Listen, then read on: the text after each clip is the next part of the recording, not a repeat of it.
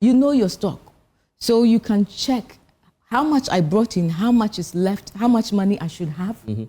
All of these things come together to assure your revenue. So let's get to it then, because I'm very interested. You are interested in the money, isn't in the it? money, because obviously that will matter to us. Right. So there are other things that we have done.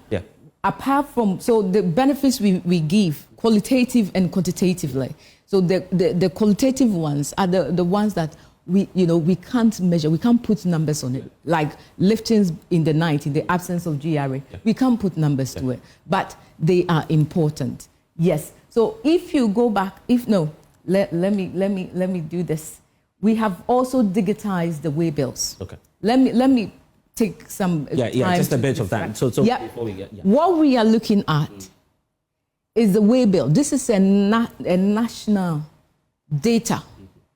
When nations have transformed their data into AI, and you and I are enjoying now, before SML, this is how the waybills in the downstreams were stored. Yes, they were kept in sacks.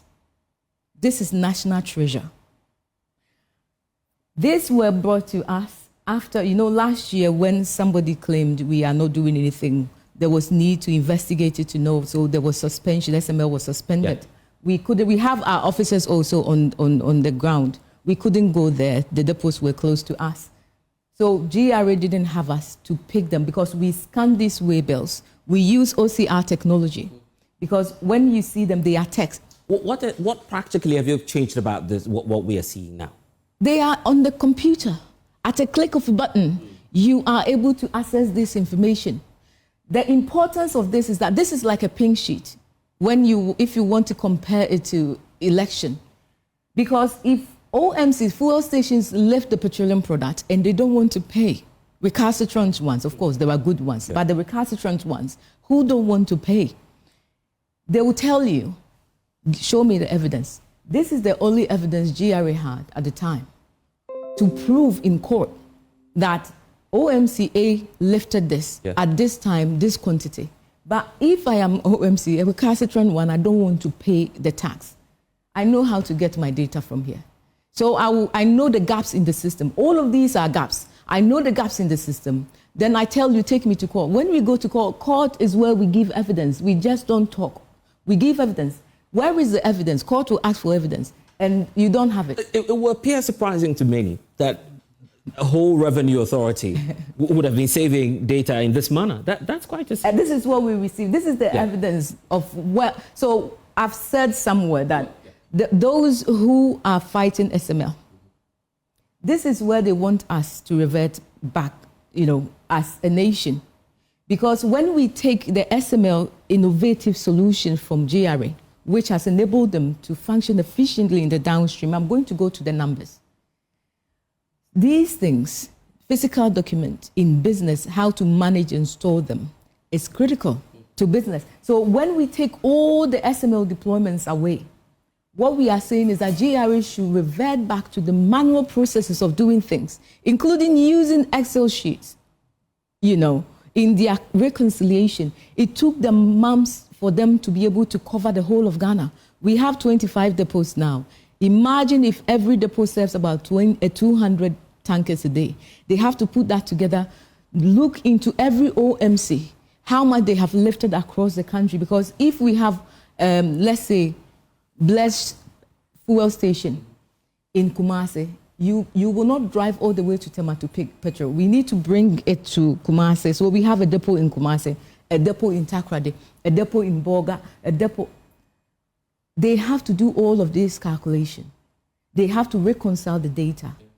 By the time they finish with that, if the OMC wants to do anything, they've finished it. They close the OMC, they go. So that point has been established about how you've modernized it. Yes, we've modernized that. And of course, you're moving us into the space of technology. But I want to look at the real impact. The numbers do matter. This is our impact by numbers. That's what indeed will give us a sense of the nation and what we're doing before SML, and as you're pointing out, the gap and what's happening now. So before SML, let me explain this. What this means, NPA system, they are the regulators, so they ensure that the trading between the importers who have brought the oil and those who are buying to come and retail to us, the OMCs and the BDCs, they do the trading like you go to Amazon or Juma and buy your stuff. So once they do that, they record what has been lifted. Now, this same lifting value should be the same that will be given to GRA to take tax for the nation. But before SML, that is not the case. This is an analysis we did for January 2019 to April 2020, 16 months before we came. When NPA liftings data recorded 6.3 billion litres in the 16 months, yes. GRA received 3.180 billion litres, approximation. And this is your own source or computation, or this is the official figures from the official figures. Revenue Authority. If you look at NPA website, the download website, BDC Performance Report 2019, if you take Premise Act, because it's no tax, you will get these figures. This data is also GRA's data from the Bank of Ghana. Because we look at, when we sell the product, GRA, we have three components: the tax, the volume, and the revenue. So if we have the revenue and then we have the tax, we can convert the volume. So we have this. That means that GRA was receiving less than half of the volume that was lifted. That is a critical, national security issue. And we are not saying it. At that point, GRA had commissioned EY, SML auditors, for them to look into this issue. And they have brought their report to say that the stock reconciliation deficiency between the lifted, which is from the NPA, and GRA, is awful. It needs to be solved. There is a need for a solution to this. The Seaboard Chamber of Bulk Distributors had also done the same report. RAISE also did that. So it's not us who are saying that. Now, what this means is that the gap is more than what GRA was receiving for tax, which is 3.2 billion litres gap. How does this translate to money? This is just under 16. We will look at the money. Yeah. But after SML came, we came May 2020. We went live May 2020. To August 2021, we wanted to do the same 16 months comparative analysis. And NPA records 7.4 billion litres. That's the lifting. Yes, the liftings. Yes. Once it shows that it's been lifted, it means the petroleum product has left the depot. It's going to be sold to us. So we need to take tax for it. So if the same volume doesn't reflect in the taxman's book, that means that some people are benefiting from the nation privately, illegally, from our revenue pocket, So GRA, now, if NPA records 7.4, GRA is also recording 7.1. That was initial. Now it's even close. It's very little than this. Yeah. So we've brought the gap from the over 3 billion to 260 million litres. So let's look at the... That is about 91.88% reduction that we have done. Now, how does this translate into money? Let's look at this. This is the gap. We wanted to show some... Because I'm interested more in the amounts, right? This is the amount. Yes. So under 60 months before SML came, from January 2020 to April 2020, January 2019 to April 2020, 4.6 billion Ghana cedis was a gap, was a revenue gap. Right. What that means is that 4.6 billion Ghana cedis was going into private pockets. Now, that is a national security issue. If under 16 months people are earning this money illegally into their pockets, what we have done is that within that same 16 months when we started operation, we brought it down to 375. Somebody will ask, so why do we still have, we have tax exempt, we have all of that. Yeah. So all of them fit into this. But the point is, this is 91% reduction that has been done through the SML's effort. Now, Blessed, you don't think if you were the one who was receiving this amount under 60 months, you will stand aloof and watch on for GRA to bring some company called SML to take this money from your coffers? No. So SML is in the news not because we don't have a contract, not because we don't have PPA approval, not because we've done any criminality against the nation.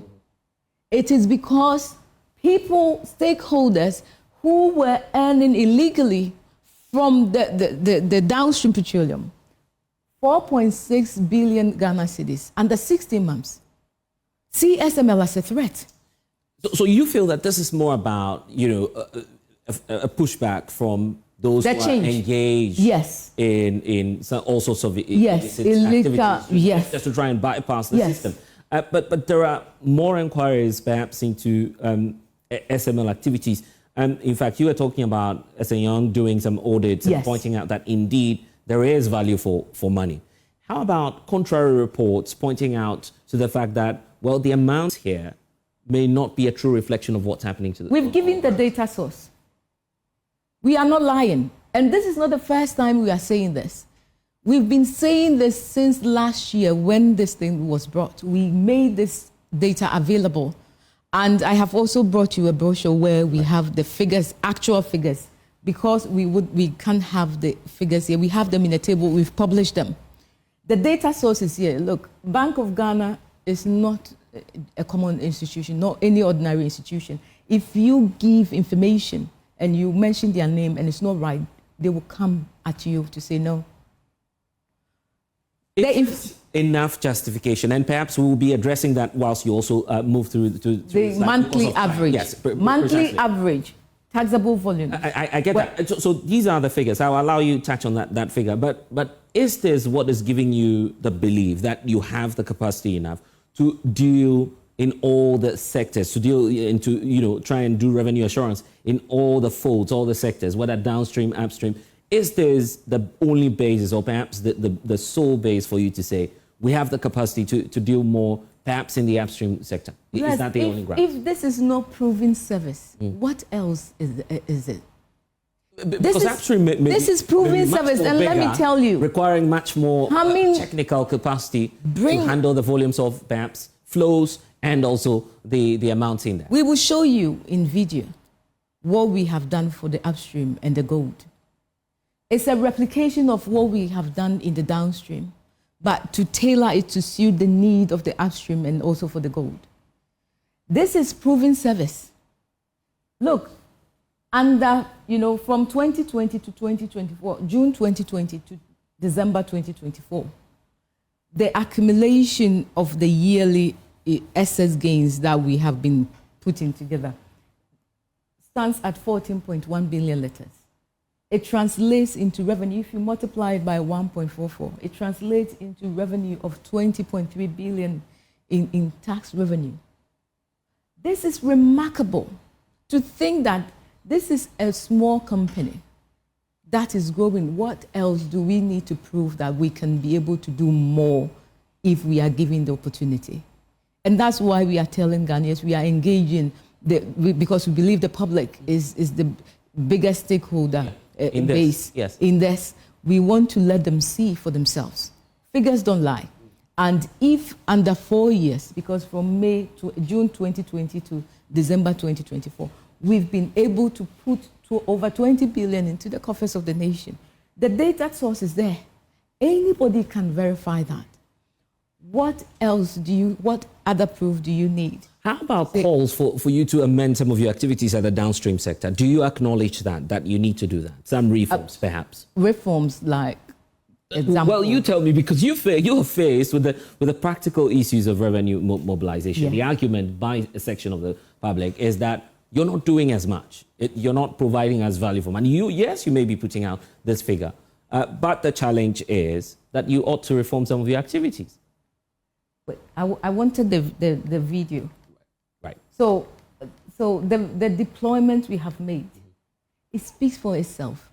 Because, look, this